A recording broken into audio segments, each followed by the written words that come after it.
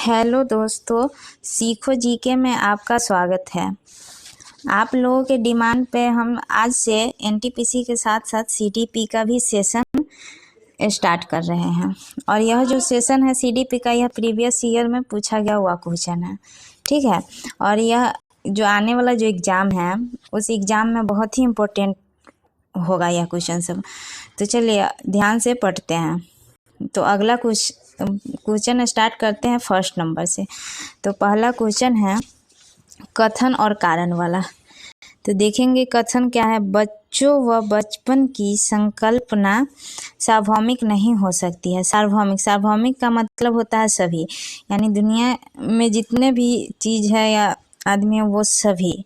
तो क्या बच्चों व बचपन की संकल्पना सार्वभौमिक नहीं हो सकती है? तो ये बात सही है। जो बच्चा होता है वो जो कल्पना करता है वो सिर्फ अपने बारे में कल्पना करता है, वो सभी के बारे में नहीं सोचता है, ठीक है। तो इसका कथन सही हो जाएगा। अब इसका कारण देखेंगे। कारण दिया हुआ है कि बच्चों व बचपन की समझ में उनके सामाजिक सांस्कृतिक परिवेश की कोई भूमिका नहीं है। तो जो बच्चा का जो समाज होता है उसमें सामाजिक सांस्कृतिक जो है ना, सामाजिक संस्कृति का परिवेश का बहुत ही अहम रोल होता है, बहुत ही अहम भूमिका होता है, ठीक है। तो इसका जो कारण दिया हुआ गलत दिया हुआ है।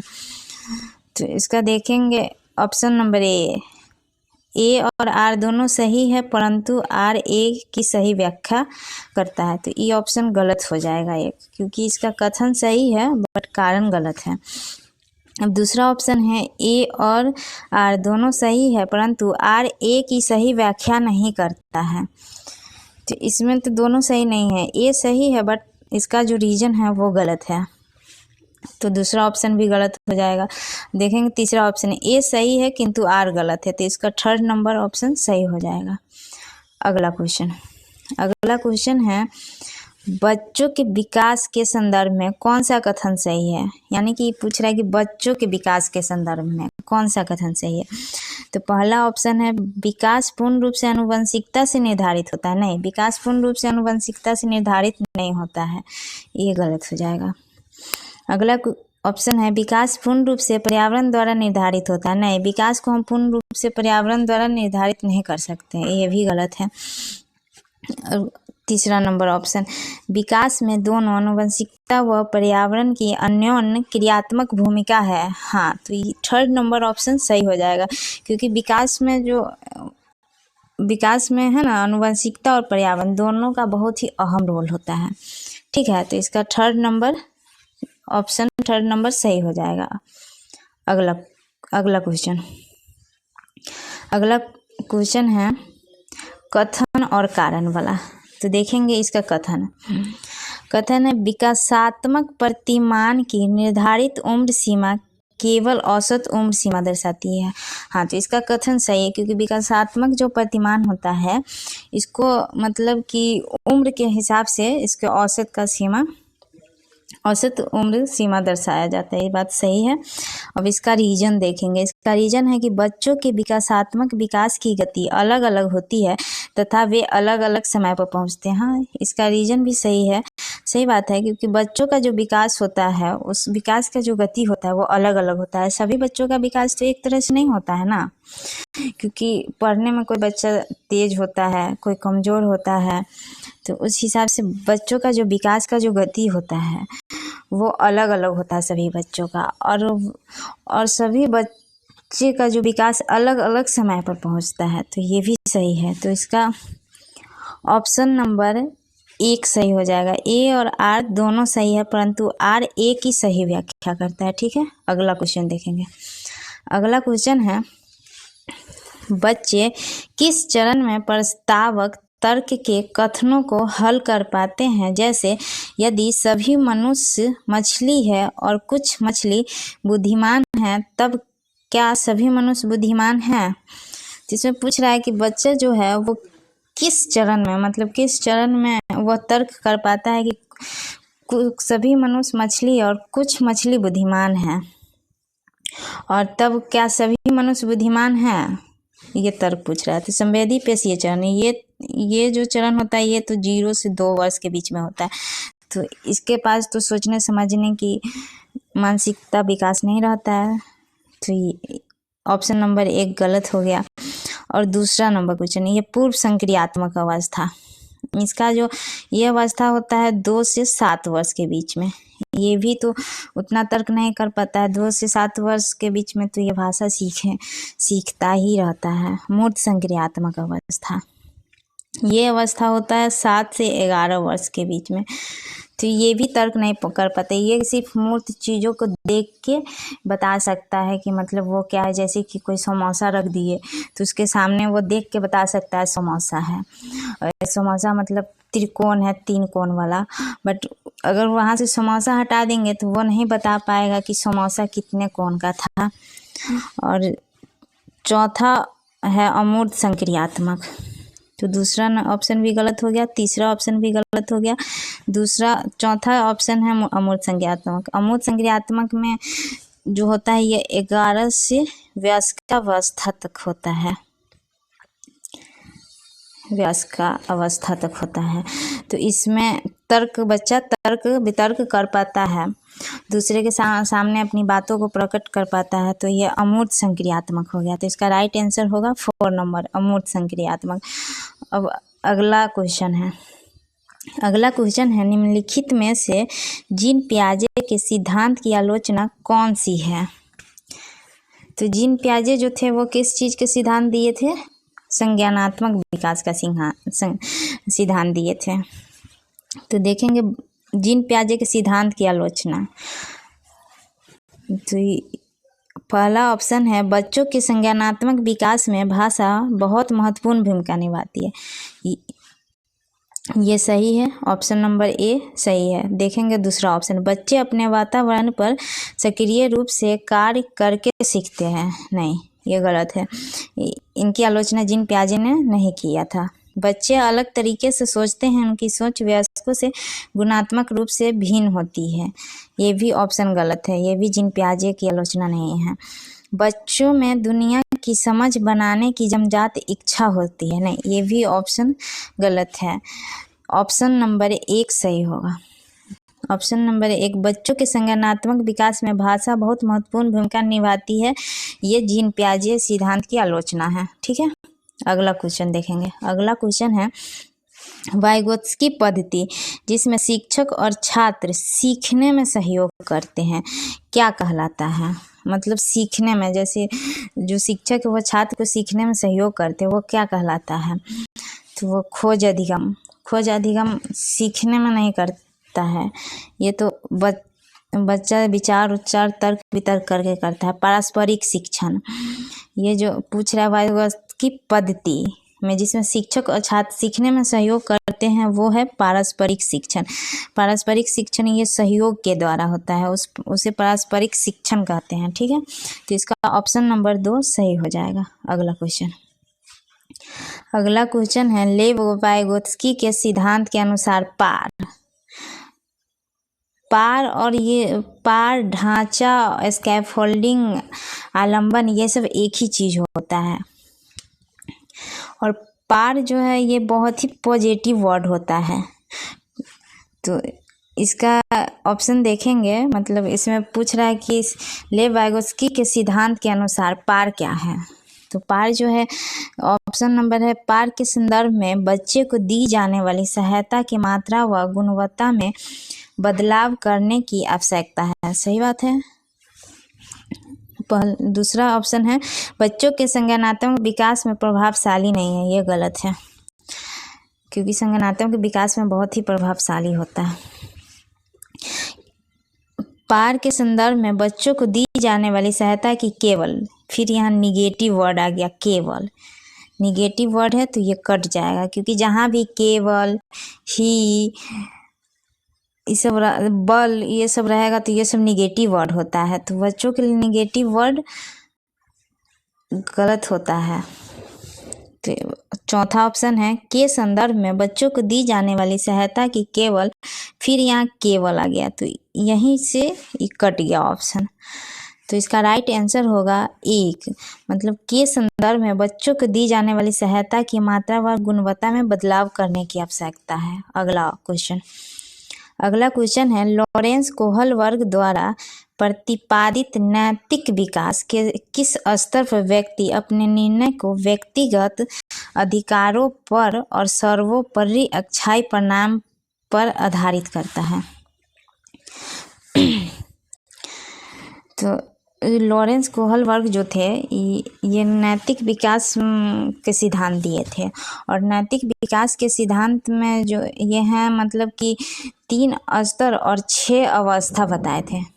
ठीक है, तो 3 स्तर और 6 अवस्था बताए थे, मतलब एक स्तर में दो अवस्था बताए थे।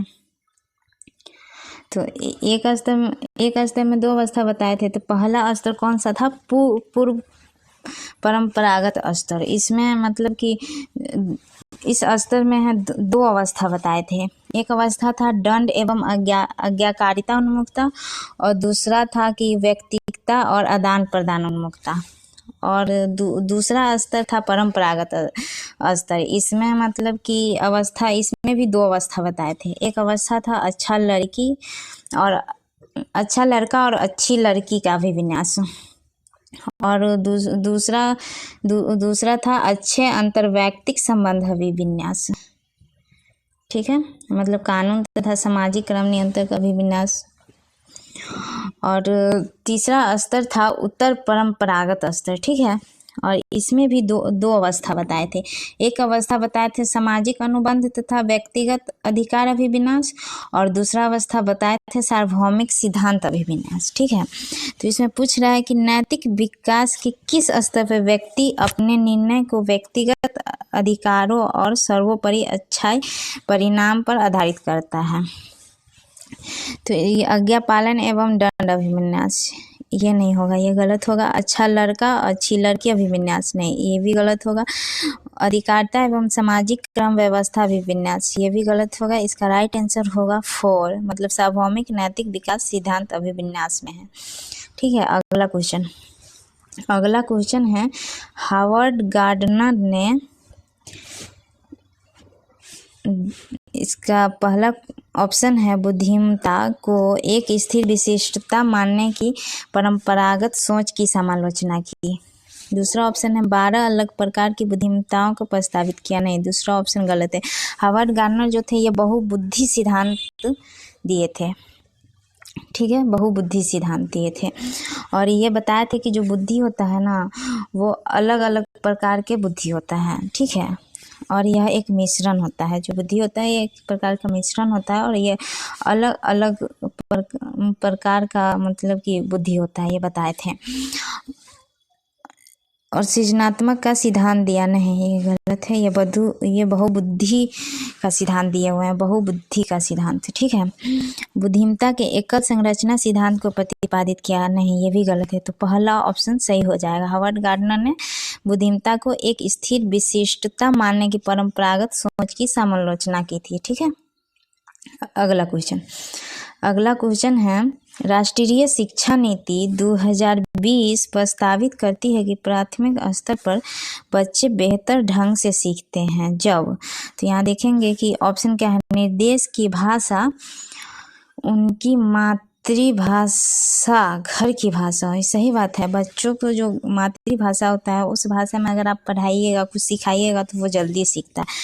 तो राष्ट्रीय शिक्षा नीति तो मातृभाषा को प्रस्तावित करता ही है, मातृभाषा को बहुत ही इम्पोर्टेंट भूमिका देता है, मतलब अहम रोल देता है। तो इसका ऑप्शन नंबर 1 सही है। देखेंगे दूसरा ऑप्शन, जब विषय वस्तु गैर संदर्भित हो, गैर संदर्भित, ये गलत हो गया। गैर संदर्भित नेगेटिव वर्ड होता है। तीसरा ऑप्शन है जब उन्हें रट कर, जब यहाँ रट कर याद करने वाला बात, ये सब नेगेटिव होता है, तो ये भी गलत हो गया ऑप्शन। देखेंगे अब चौथा ऑप्शन, जब एक रूपी और संरचित पाठचर्या का पालन, ये भी गलत वर्ड है, तो ये गलत हो जाएगा ऑप्शन। इसका ऑप्शन नंबर 1 सही होगा। अगला क्वेश्चन है, प्रगतिशील शिक्षा में अधिगमकर्ता, इसका पहला ऑप्शन है स्वतंत्र होते हैं वह उनमें सीखने की जिज्ञासा होती है। सही बात है। निर्देश के लिए पूर्णतः शिक्षकों पर निर्भर होते हैं, ये गलत निर्भर, निर्भर निगेटिव वर्ड होता है, इसलिए ये गलत हो जाएगा।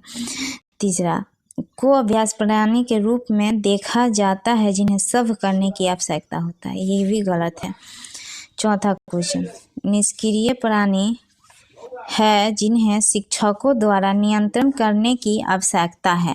निष्क्रिय, निष्क्रिय निगेटिव वर्ड होता है, इसलिए ये गलत हो जाएगा। तो इसका ऑप्शन नंबर 1 सही होगा। स्वतंत्र होते हैं वह उनमें सीखने की जिज्ञासा होती है। ठीक है, अगला क्वेश्चन। अगला क्वेश्चन है, सामाजिक रचनावादी सिद्धांतों पर आधारित कक्षा कक्ष में। तो यहाँ देखेंगे कि पूछ रहा है सामाजिक रचनावादी जो सिद्धांत पर आधारित कक्षा कक्ष होता है उसमें क्या होता है। तो इसमें पूछ रहा है कि बच्चे निष्क्रिय रूप से सुनते हैं जब शिक्षक शिक्षण करते हैं। जब निष्क्रिय रूप से बच्चे सुनेंगे तो क्या वो एक रचनावादी सिद्धांत हुआ? नहीं, वो एक रचनावादी सिद्धांत नहीं हुआ, तो ये गलत हो गया। ठीक है, अब देखेंगे दूसरा ऑप्शन। दूसरा ऑप्शन है संसाधन केवल प्रदर्शन के लिए होते। नहीं, जहाँ यहाँ केवल आया कि ये निगेटिव वर्ड हो गया, क्योंकि केवल याद करने वाला चीज़ ये सब निगेटिव वर्ड है। तो कभी कभी कोई ऐसा क्वेश्चन रहता है कि आप सिर्फ एक निगेटिव वर्ड देखकर ही उसको काट सकते हैं। ठीक है, अब देखेंगे तीसरा क्वेश्चन, गतिविधि के अनुसार बैठने की व्यवस्था में बदलाव होता है। तो ये सही है, सही बात है। मतलब जो सामाजिक रचनावादी सिद्धांत होता है तो उसमें जो है गतिविधि और बैठने की व्यवस्था सीख लेता है बच्चा, और उस जब सीखता है तो उसमें सही बात है उसके हाव भाव में परिवर्तन आएगा, बदलाव आएगा। तो इसका 3rd नंबर सही होगा। मूल्यांकन और अधिगम को अलग अलग प्रक्रिया माना जाता है। नहीं, ये गलत है। तो इसका राइट आंसर होगा 3rd नंबर। ठीक है, अगला क्वेश्चन। अगला क्वेश्चन है, निम्नलिखित में से कौन सी रणनीति एक शिक्षक द्वारा माध्यमिक कक्षाओं में जेंडर रूढ़िवादिता को संबोधित करने के लिए सही नहीं है? जेंडर रूढ़िवादिता, जेंडर रूढ़िवादिता का मतलब होता है जैसे कि कोई लड़की या लड़का जन्म लेता है तो जैसे कि वो बच्चा रहता है 2 साल 3 साल के बीच में, जब वो खेलता है तो नहीं कहता है कि लड़की कार से नहीं, लड़का कार से खेलता है, और लड़की के लिए गुड़िया होता है। तो ये सब जेंडर रूढ़िवादिता में आता है। ठीक है, तो मतलब जेंडर पक्षपात, जेंडर रूढ़िवादिता ये सब एक ही होता है। तो जेंडर की एक सामाजिक संरचना के रूप में चर्चा करना, नहीं, चर्चा करना तो वो हो जाएगा क्या कहते हैं उसके पक्ष में लड़ना। तो ये पॉजिटिव वर्ड होता है, और यहाँ पूछ रहा है निगेटिव वर्ड, मतलब नहीं है। ठीक है, संबोधित करने के लिए सही नहीं है। तो निगेटिव को निगेटिव से मिलाएंगे ना, ये तो पॉजिटिव हो गया, तो ये गलत हो जाएगा। और इसमें पूछ रहा है कि गैर लिंगवादी व्यवहार को प्रोत्साहित करना, नहीं, ये भी पॉजिटिव है, तो ये भी गलत हो जाएगा, क्योंकि नेगेटिव पूछ रहा है तो नेगेटिव को नेगेटिव से मिलाएंगे ना, क्योंकि नेगेटिव का भाई नेगेटिव होता है। और तीसरा नंबर क्वेश्चन है, पाठ्य पुस्तकों में पुरुषों और महिलाओं के चित्रण की समालोचना करते हुए चर्चा करेंगे, नहीं, ये भी पॉजिटिव है। और चौथा नंबर है, लड़कों को गणित और विज्ञान एवं लड़कियों को भाषा विषय लेने के प्रोत्साहित करना, ये निगेटिव है, तो निगेटिव को निगेटिव से मिलाएंगे। ठीक है, तो इसका राइट आंसर हो जाएगा 4, लड़कों को गणित और विज्ञान एवं लड़कियों को भाषा विषय लेने के लिए प्रोत्साहित करना। ठीक है, अगला क्वेश्चन है, अधिगमकर्ताओं में व्यक्तिगत विभिन्नताओं को संबोधित करने के लिए स्कूलों को क्या करना चाहिए? जिसमें पूछा स्कूलों को क्या करना चाहिए, यानी कि अधिगमकर्ताओं के बीच सभी विभिन्नताओं को हटा देना चाहिए, नहीं, हटा देना चाहिए, नहीं, ये निगेटिव वर्ड है, तो ये गलत हो जाएगा। दूसरा ऑप्शन है, अधिगमकर्ताओं के बीच सभी विभिन्नताओं को खारिज कर देना चाहिए, नहीं, सभी विभिन्नताओं को खारिज नहीं करना चाहिए। ठीक है, इसका ये भी नेगेटिव हुआ, तो दूसरा ऑप्शन भी गलत हो गया। सभी अधिगमकर्ताओं को व्यक्तिगत आवश्यकता को अनदेखा कर उन्हें समान रूप से देखना चाहिए, नहीं, अनदेखा कभी भी नहीं करना चाहिए, क्योंकि अनदेखा करना ये नेगेटिव वर्ड हो जाता है, इसलिए ये गलत होगा। और चौथा है, उनकी व्यक्तिगत आवश्यकताओं के अनुसार व्यक्तिगत शिक्षा योजना बनानी चाहिए, सही बात है, इसका 4 नंबर ऑप्शन सही हो जाएगा। अगला क्वेश्चन है, निम्नलिखित में से कौन सा प्रश्न बच्चों में समालोचनात्मक सोच को बढ़ावा देने का उदाहरण है। समालोचनात्मक सोच, मतलब समालोचनात्मक का मतलब हुआ कि वो कितने से कितना मतलब सोच सकता है। जैसे कि एक क्वेश्चन का अनेक सारा मतलब आंसर हो सकता है, यानी कि सब्जेक्टिव रूप में बहुत सारा क्वेश्चन हो सकता है, उसको बोलते हैं समालोचनात्मक सोच। तो पादप कोशिका का चित्र बनाए, नहीं पादप कोशिका का चित्र बनाए तो इसका तो एक ही आंसर होगा, इसका तो आंसर लिमिट है, तो ये गलत हो जाएगा। अपने राज्य में पानी की कमी को दूर करने के लिए विभिन्न उपाय सुझाएं, हाँ ये सही होगा, क्योंकि जैसे कि बच्चों से पूछेंगे कि अपने राज्य में पानी की कमी को दूर करने के लिए क्या क्या उपाय है, तो सभी बच्चे अलग अलग तरह के मतलब कि आंसर देंगे। तो इसका राइट आंसर होगा 2, गणना कीजिए। तो 384 का है तो कोई भी बच्चा 384 का स्क्वायर का गणना करके बता देगा। जैसे भारत का क्षेत्रफल व जनसंख्या क्या है, तो उसका तो क्षेत्रफल और जनसंख्या लिमिट है, तो वो तो सभी बता देगा, तो इसका राइट आंसर हो जाएगा 2। अगला क्वेश्चन है, शिक्षा में समावेशन को बढ़ावा देने की दिशा में निम्न में से कौन सा बाधक है।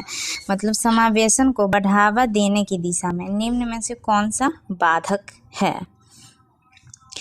तो क्या समता का सिद्धांत, नहीं समता का सिद्धांत तो बढ़ावा देता है शिक्षा समावेशन को, तो ये तो पॉजिटिव हुआ, क्योंकि यहाँ निगेटिव पूछ रहा है यानी बाधक। निगेटिव का भाई तो निगेटिव ही होगा ना, तो इसका ऑप्शन नंबर 1 गलत हो जाएगा। समानुभूति की संस्कृति, समानुभूति की संस्कृति ये तो बढ़ावा देता है ना समावेशन को, तो ये भी गलत हो जाएगा, क्योंकि इसमें पूछ रहा है कि बाधक कौन है। ठीक है, अज्ञम इमारतें, अज्ञम इमारतें ये मतलब कि निगेटिव वर्ड है, तो निगेटिव का भाई निगेटिव होता है, इसलिए इसका ऑप्शन नंबर 3 सही होगा। मध्यवर्तन पर प्रतिक्रिया ये समावेशन को बढ़ावा देता है, तो ये भी गलत हो जाएगा। ठीक है, अगला क्वेश्चन है, निम्नलिखित में से कौन सा अभ्यास समावेशी शिक्षा की विचारधारा के विरुद्ध जाता है, यानी अभ्यास जो समावेशी शिक्षा की विचारधारा के विरुद्ध जाता है। कर्ता की आवाज़ को महत्व देना, नहीं ये गलत हो जाएगा, क्योंकि इसमें विरुद्ध पूछ रहा है, तो ये तो इसको समावेशी शिक्षा के अधीन है ना, तो ये सांस्कृतिक रूप से समावेशी पाठ्यक्रम लागू करना, ये भी गलत हो जाएगा। कुछ चुने हुए अधिगमकर्ता से ही उच्च उम्मीदें रखना, ये समावेशी शिक्षा के विचार का जो है ना ये विरुद्ध होता है। ठीक है, तो ये निगेटिव हो जाता है, क्योंकि अधिगम उम्मीद किसी से नहीं रखना चाहिए, क्योंकि कभी किसी बच्चा से उम्मीद रखेंगे कि वो फर्स्ट लाएगा और क्लास में सबसे टॉपर होगा, तो कभी कभी वो नीचे भी आ जाता है, तो इसलिए इसका राइट आंसर होगा 4 नंबर, विविधता के प्रति सकारात्मक प्रतिक्रिया करना, ये भी गलत हो जाएगा, तो इसका राइट आंसर होगा 3 नंबर। ठीक है, अगला क्वेश्चन है, निम्नलिखित में से कौन सी दिव्यांगता सीधे तौर पर सामाजिक अंतःक्रियाओं में कठिनाई से जुड़ी है। ये पूछ रहा है दिव्यांगता सीधे तौर पर सामाजिक अंतःक्रियाओं में कठिनाई से जुड़ी है, तो इसका पहला ऑप्शन है स्वलीनता, दूसरा है गतिक दिव्यांगता, तीसरा है वाचन वैकल्य, चौथा है नेत्रहीनता। तो इसका राइट आंसर होगा 1 स्वलीनता। स्वलीनता जो है वो ना दिव्यांगता से सामाजिक अंतःक्रिया की कठिनाई से जुड़ा हुआ है। ठीक है, और क्या कहते हैं, और ये जो विकलांग जो दिव्यांगता, मतलब विकलांग से दिव्यांगता कब नाम दिया गया, तो विकलांग से दिव्यांगता है ना, इसको 2016 में दिया गया था। ठीक है, विकलांग का नाम दिव्यांगता 2016 में दिया गया। ठीक है ना, तो और यह एक मतलब कि जो दिव्यांगता जो है यह एक मतलब किसी शरीर का जो कोई भी अंग होता है, मतलब किसी बच्चा का जो शरीर होगा वो कोई अंग मतलब काम नहीं करता है, या ज्ञानेंद्रिया जो सब होता है वो सब मतलब असमान रहता है, उस सब के कारण मतलब कि उसको शिक्षा ग्रहण करने में कठिनाई होता है, जिसके लिए वो उसको दिव्यांगता बोला जाता है। ठीक है, अगला क्वेश्चन है, निम्नलिखित में से कौन सा अभ्यास श्रवण बाधित विद्यार्थियों के सफल समावेशन में बाधा उत्पन्न करती है। फिर यहाँ देखिए बाधा, ये निगेटिव हो गया। ठीक है, तो निगेटिव का भाई निगेटिव होता है, ये तुम पहले बताएं कि निगेटिव का भाई निगेटिव। तो इसमें देखना कि निगेटिव कौन सा है। ठीक है, श्रवण बाधित विद्यार्थियों के सफल समावेशन में बाधा उत्पन्न करेगा। ठीक है ना। तो इसका ऑप्शन है सूचना संसाधित करने के लिए अतिरिक्त समय देना। नहीं, ये तो पॉजिटिव हो गया ना, तो ये गलत हो जाएगा। अब यहाँ घोषणाओं और चलचित्रों के लिए शीर्षकों और कथानकों का उपयोग, नहीं, ये भी गलत हो जाएगा। कक्षा में ओठ पढ़ने की स्थिति को बढ़ाना, नहीं, पढ़ने की स्थिति को बढ़ाएंगे तो मतलब कि अलग हो जाएगा ना। शिक्षण के व्याख्यान उपागम पर व्यापक रूप से भरोसा करना, इसका 19 नंबर का चौथा ऑप्शन सही होगा। ठीक है, अगला क्वेश्चन होगा प्रतिभाशाली विद्यार्थियों की आवश्यकताओं को पूरा करने के लिए एक शिक्षक को निम्न में से किससे बचना चाहिए, यानी कि बचना चाहिए। तो इसका ऑप्शन है स्वतंत्र रूप से सीखने के अवसरों की अनुमति देना। तो इसमें निगेटिव पूछ रहा है, निगेटिव का भाई तो निगेटिव ही होता है ना। तो स्वतंत्र रूप से जब सीखने के किसी बच्चा को अवसर देंगे तो वो तो पॉजिटिव हो जाएगा, क्योंकि उसको सीखने का अवसर देंगे तो वो नई नई चीज़ों को सीखेगा और नई नई चीज़ों का आविष्कार करेगा। तो ये तो पॉजिटिव हो गया, तो ये गलत हो जाएगा, क्योंकि निगेटिव पूछ रहा है तो निगेटिव का भाई निगेटिव होता है। उसके बाद दूसरा ऑप्शन है स्वनिर्देशित गतिविधियों के लिए अवसर प्रदान करना। तो ये भी पॉजिटिव है, क्योंकि अवसर देना ये पॉजिटिव होता है, तो ये भी गलत हो जाएगा क्योंकि निगेटिव पूछ रहा है इसमें। ठीक है, अब देखेंगे कि सभी विद्यार्थियों के लिए एक समान लक्ष्य निर्धारित करना। नहीं, सभी विद्यार्थियों के लिए आप एक समान लक्ष्य निर्धारित नहीं कर सकते हैं। तो एक समान लक्ष्य जो होता है ना, ये निगेटिव होता है, तो निगेटिव का भाई निगेटिव, तो थर्ड नंबर ऑप्शन सही हो जाएगा। चौथा उन्नत पूरक पठन सामग्री का उपयोग करना, ये भी पॉजिटिव है, तो ये गलत हो जाएगा। तो इसका राइट आंसर होगा थर्ड नंबर। ठीक है, अगला क्वेश्चन है कथन और कारण वाला। ठीक है, तो इसका कथन देखेंगे। एक शिक्षिका को विद्यार्थियों को विभिन्न परिस्थितियों में अधिगम को लागू करने के अवसर देना चाहिए। सही बात है, क्योंकि बच्चों को आप जितना अवसर दीजिएगा उतना वो सीखेगा। ठीक है ना। और इसका कारण देखेंगे, सीखे गए संप्रत्यय को किन्हीं परिस्थितियों में लागू करने से शिक्षार्थियों का ज्ञान गहरा और दीर्घकालीन हो जाता है। सही बात है, अगर किसी बच्चों को आप सीखने के लिए अवसर दीजिएगा, जितना ज़्यादा अवसर दीजिएगा उतना ज़्यादा मतलब कि वो उसके पास ज्ञान आएगा। ठीक है, तो इसका ऑप्शन नंबर 1 सही हो जाएगा। ए और आर दोनों सही है, परंतु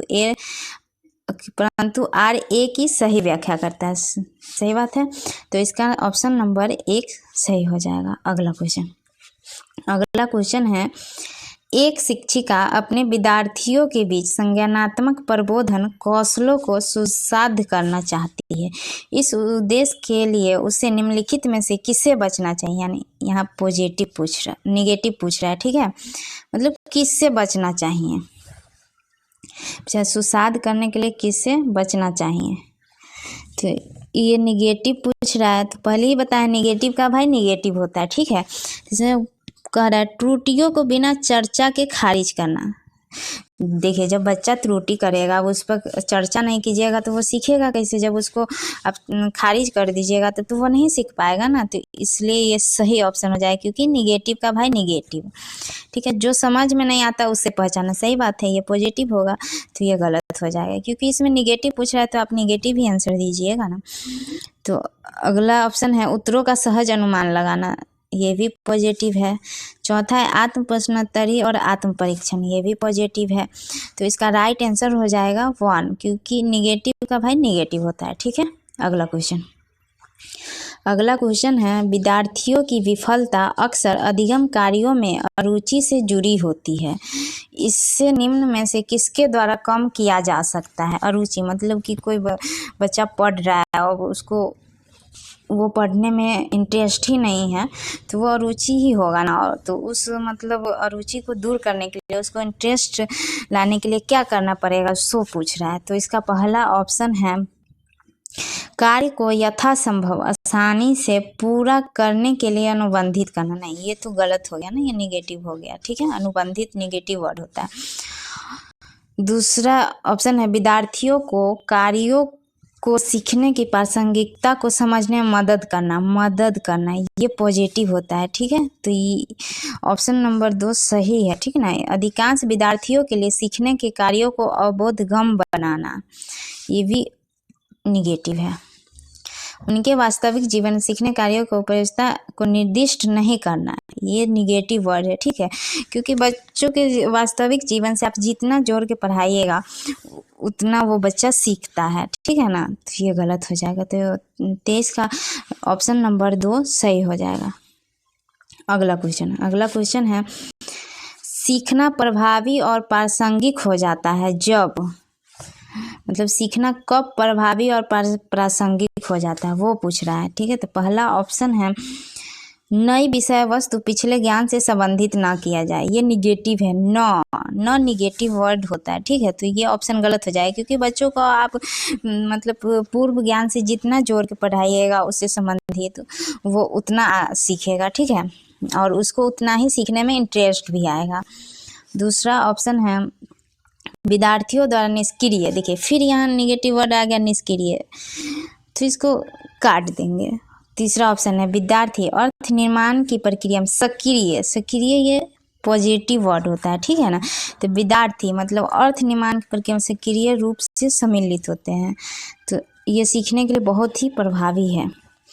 विद्यार्थियों की प्रतिक्रिया कुछ उत्तेजनाओं का उपयोग करके अनुबंधी, देखिए फिर यहाँ निगेटिव वर्ड आ गया तो ये गलत। तो 24 नंबर का ऑप्शन नंबर 3 सही हो जाएगा। अगला क्वेश्चन है निम्नलिखित में से कौन सा प्रश्न प्रक्रियात्मक ज्ञान का उदाहरण है।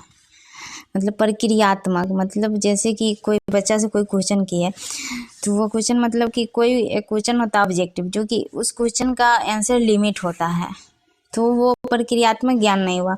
ऐसा क्वेश्चन पूछिए कि उसका अलग अलग आंसर हो सके जैसे और बच्चा अलग अलग जवाब दे सके, तो वो प्रक्रियात्मक होता है। ठीक है, जैसे पाइथागोरस प्रमेय बताइए, तो पाइथागोरस प्रमेय तो उसका तो आंसर लिमिट ही होगा, तो ये ऑप्शन गलत हो जाएगा। ठीक है, भोजन में उपस्थित मुख्य घटक के नाम बताइए। भोजन में उपस्थित जो घटक होता है वो भी तो लिमिट ही ऑप्शन होगा। साइकिल कैसे चलाई जाती है, जैसे बच्चे से पूछेंगे कि साइकिल कैसे चलाई जाती है तो सभी बच्चे अलग अलग जवाब देंगे कि साइकिल कैसे चलाया जाता है। ठीक है, तो इसका ऑप्शन नंबर 3 सही होगा। गोदान उपन्यास के, इसका भी तो लिमिट ही है, गोदान उपन्यास के लेखक कोई एक ही होगा ना, तो ये भी गलत हो जाएगा। तो 25 नंबर का ऑप्शन 3 नंबर सही होगा। अगला क्वेश्चन है अधिसंज्ञान के बारे में निम्नलिखित में से कौन सा कथन सही नहीं है, निगेटिव पूछ रहा है। फिर यहाँ मतलब कौन सा कथन सही नहीं है, देखिए अधिसंज्ञान अपने ज्ञान पर मनन करने में मदद करता है, ये तो पॉजिटिव हो गया ना, तो ये निगेटिव का भाई तो निगेटिव ही होगा ना, तो ये गलत हो जाएगा। जब पॉजिटिव पूछे तो पॉजिटिव सही होगा। ठीक है, इसमें निगेटिव पूछ रहा है, तो दूसरा ऑप्शन है अधिसंज्ञान एक निचले क्रम का ज्ञान है। अधिसंज्ञान एक निचले क्रम का ज्ञान है, ये तो निगेटिव हो गया ना, तो निगेटिव का भाई निगेटिव। ठीक है, तो ऑप्शन नंबर 2 सही होगा। तीसरा ऑप्शन क्या है अधिसंज्ञान संज्ञान और अधिगम को नियमित करता है, ये भी पॉजिटिव ही है। अधिसंज्ञान सोच के बारे में सोच है, ये भी पॉजिटिव शब्द है, तो निगेटिव का भाई निगेटिव, तो दूसरा ऑप्शन सही हो जाएगा। ठीक है, इसका दूसरा ऑप्शन सही हो जाएगा। अगला क्वेश्चन है निम्नलिखित में से कौन सा कारक विद्यार्थियों की समस्या समाधान प्रतिक्रिया में बाधा डालता है, यानी फिर यहाँ निगेटिव पूछ रहा है, तो निगेटिव का भाई निगेटिव। ठीक है, तो यहाँ देखेंगे कि निगेटिव कहाँ है, चलिए पढ़ते हैं। ऑप्शन नंबर 1 चयनित समाधान के परिणामों की आशंका, ये पॉजिटिव है, तो ये गलत हो जाएगा। लक्ष्यों को परिभावित करना और समस्या का प्रस्तुतिकरण, ये भी पॉजिटिव हुआ। कई संभावित समाधानों की खोज, ये भी पॉजिटिव हुआ। सामग्री के पारंपरिक उपयोग पर स्थिरता, विद्यार्थियों की जो समस्या समाधान प्रतिक्रिया है उसमें बाधा कौन डालेगा, सामग्री के पारंपरिक उपयोग पर स्थिरता, ये बाधा डालेगा, तो इसका राइट आंसर 4 हो गया। और ये ऑप्शन नंबर 1 जो है ये तो मतलब समस्या समाधान दूर करेगा, और ये लक्ष्यों को प्रभावित करना और समस्या का प्रस्तुतिकरण, ये भी मतलब समस्या समाधान कर देगा। कई संभावित समाधानों की खोज करना, तो इसका निगेटिव का भाई निगेटिव, 4 नंबर ऑप्शन सही। 28 नंबर क्वेश्चन। 28 नंबर है, वैकल्पिक अवधारणाओं के संदर्भ में निम्नलिखित में से कौन सा कथन सही है।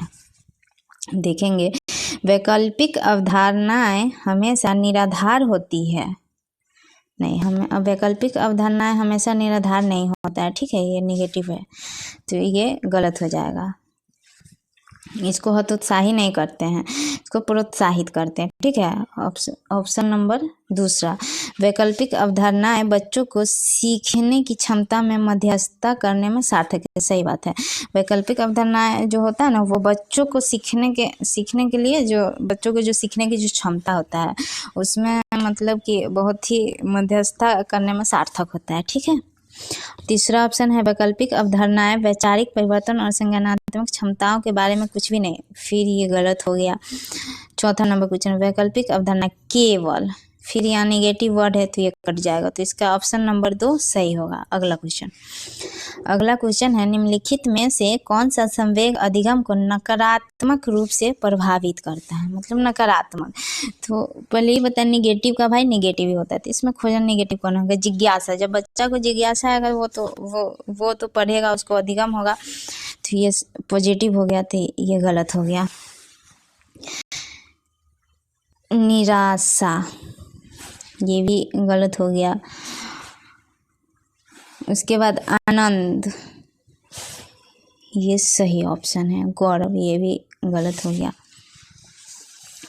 तो इसका 29 नंबर का जो तीसरा नंबर, सॉरी ये ऑप्शन हेरफेर हो गया है, तो इसका जो 2 नंबर आनंद है ये गलत हो जाएगा। इसका सही आंसर होगा निराशा, सेकेंड नंबर। ये टाइपिंग में थोड़ा सा मिस्टेक हो गया, ठीक है। तो इसका जो सही आंसर होगा ये होगा निराशा, ठीक है, क्योंकि निगेटिव पूछ रहा है, तो निगेटिव का भाई निगेटिव ही होता है। ये टाइपिंग मिस्टेक हो गया थोड़ा सा, ठीक है। अगला ऑप्शन है, किसी कार्य की सफलता या विफलता पर निम्नलिखित में से कौन सा आरोपण भविष्य में विद्यार्थियों की प्रेरणा और इसी तरह के कार्यों में संलग्न होने के प्रयासों में गिरावट का कारण बन सकता है।